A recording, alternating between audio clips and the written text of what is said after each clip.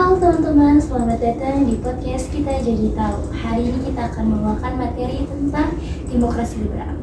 Pertama-tama, perkenalkan nama saya Marsha Maulida dan rekan saya Irban Nurkasih Allah. Di sini saya akan menemani Marsha Maulida.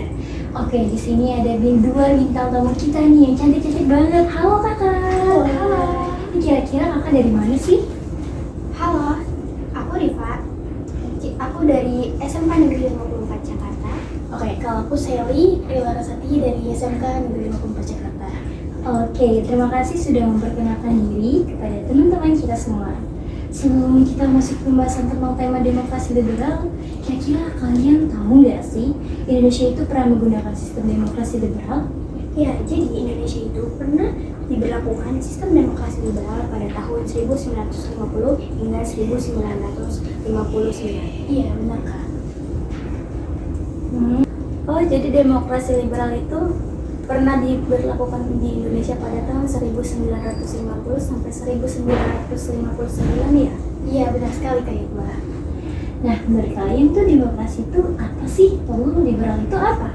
Oke, nah demokrasi itu tersendiri dari dua istilah nih. Kalau demos itu yang berarti rakyat, nah kalau kratos itu yang berarti kekuasaan. Jadi demokrasi ini didefinisikan oleh Presiden Amerika Serikat yaitu Abraham Lincoln pada tahun 1861 sebagai pemerintahan dari rakyat oleh rakyat dan untuk rakyat. Sedangkan liberal itu sendiri adalah suatu paham yang memperjuangkan kebebasan. Oh gitu. Tapi arti demokrasi liberal itu apa sih? Jadi, dari sumber yang pernah saya baca, demokrasi liberal adalah demokrasi konstitusional yang membela kebebasan individu dari kekuasaan pemerintah di bawah konstitusi. Kalau menurut pemahaman saya, demokrasi itu dilaksanakan untuk mewujudkan demokrasi yang bebas. Artinya, semua rakyat Indonesia diperbolehkan untuk menyuarakan pendapat tanpa dibatasi oleh siapapun. Oke, jadi demokrasi liberal itu rakyat Indonesia dibebaskan untuk bersuara ya? Iya, seperti itu. Lalu saya bisa bilang. Tadi kan kita sudah membahas tentang pengertian demokrasi liberal. Nah, di sini saya akan bertanya kepada Kak Sally nih, demokrasi liberal itu bagaimana sih ya? Pada konferensi meja bundar tahun 1949 itu, bentuk negara Indonesia yang dulunya kesatuan diubah menjadi negara Republik Indonesia Serikat yang sering kita sebut itu RIS. Nah, pada masa RIS ini, Indonesia terbagi menjadi 7 negara. Namun, hal itu tidak berlangsung lama karena rakyat Indonesia itu sadar bahwa RIS ini merupakan taktik Belanda untuk memecah belahkan rakyat Indonesia. Kemudian, rakyat Indonesia menuntut pemerintah untuk mengubah kembali negara Republik Indonesia Serikat menjadi negara kesatuan Republik Indonesia kembali. Oleh sebab itu, pada tanggal 17 Agustus 1950, Indonesia kembali menjadi negara kesatuan. Kemudian, pada masa itu, hukum yang berlaku menggunakan hukum dasar UUD-S 50. Nah, pada masa inilah Indonesia menganut demokrasi liberal. Demokrasi liberal di Indonesia berlangsung dari tahun 1950 hingga 1999. Dan dalam pelaksanaannya itu, sistem pemerintahan Indonesia menganut sistem parlementer. Pada masa demokrasi ini ditandai dengan banyaknya partai politik karena kepartaian yang berlaku saat itu adalah multipartai. Jadi, terdapat beberapa partai besar pada saat ini, yaitu ada Masyumi, PNI, NU, dan PKI. Parlementer diartikan sebagai badan legislatif seperti yang kita kenal karena kepartaian yang berlaku saat itu adalah multipartai. Jadi, terdapat beberapa partai besar pada saat ini, yaitu ada Masyumi, PNI, NU, dan PKI. Parlementer diartikan sebagai badan legislatif seperti yang kita kenal, yaitu DPR, MPR, dan DPD.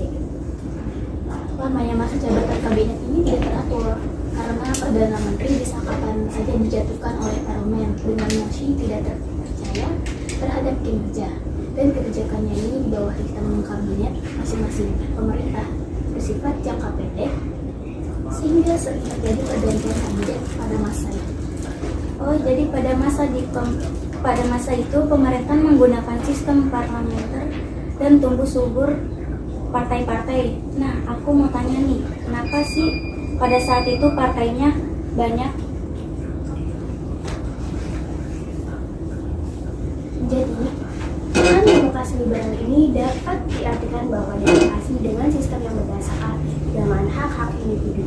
Di masa setiap individu itu memiliki kuasa tanpa memandang ras, budaya, suku, agama, atau daerah yang mereka berasal. Setiap individu dibebaskan untuk berkuasa dalam politik seperti mereka memiliki kebebasan dalam membentuk partai sehingga pada masa demokrasi liberal ini banyak sekali partai yang muncul dari kebebasan itu. Oh iya, jadi pada saat itu berarti sering berganti kabinet ya? Karena terlalu banyak partai-partai itu. Iya, betul sekali Pak. Jadi pada masa demokrasi liberal itu, kabinet telah berganti sebanyak 7 kali dalam kurun waktu 9 tahun. Oke, kan tadi katanya demokrasi liberal itu terdiri pada tahun 1950 sampai 1959. Sedangkan Pancasila itu lahirnya tahun 1945 kan. Lalu saya mau tanya, demokrasi liberal ini sesuai enggak sih sama sila Pancasila atau sebaliknya? Jadi, kan pada masa demokrasi liberal itu, rakyat Indonesia memiliki hak individu, di mana individu itu memiliki kebebasan untuk mendapatkan kekuasaan dengan cara membentuk partai tanpa membedakan ras, budaya, suku, agama, dan daerah asalnya. Menurut pandangan saya, di dalam nilai-nilai Pancasila, pada masa demokrasi liberal ini, yaitu nilai kemanusiaan di mana masyarakat Indonesia dibebaskan untuk menyuarakan pendapatnya. Oh gitu ya. Nah, bahkan pergantian kabinet tadi di Indonesia pada saat itu kan sering terjadi perubahan dalam kurun waktu 9 tahun. Karena memiliki kebebasan inilah, kecurangan dalam pemilu yang terjadi. Karena mereka ingin mempertahankan kekuasaannya dalam politik. Dan karena kesibukan mereka untuk mempertahankan kekuasaan tersebut, banyak sekali kebijakan-kebijakan mereka yang terabaikan. Oh berarti hal itu juga yang tidak disesuaikan dengan nilai persatuan musyawarah dan keadilan pada sila Pancasila, di mana harusnya kita saling bergotong royong dan bersatu untuk mensejahterakan rakyat Indonesia. Iya. Oke, konsep demokrasi liberal masih berlaku sampai saat ini tidak ya? Nah, tadi kan kakak tanya nih tentang konsep atau arti dari demokrasi itu. Sampai sekarang itu masih berlaku nggak sih? Nah, saya pernah lihat postingan Pak Joko Widodo, presiden kita tahun kemarin. Sekarang ini bahwa dia mengatakan demokrasi di Indonesia itu sangat liberal sekali. Artinya rakyat Indonesia telah secara bebas menyuarakan pendapatnya. Wow, jadi sekarang ini pengertian demokrasi liberal itu masih berlaku ya? Dan semoga sejarah dari demokrasi liberal dapat menjadi acuan bagi kita semua agar tidak terjadi kembali di masa depan.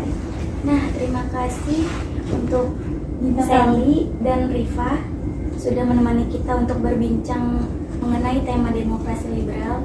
Sama-sama Kak. Oke, dan untuk teman-teman semoga menyukai perbincangan kita kali ini. Sampai jumpa.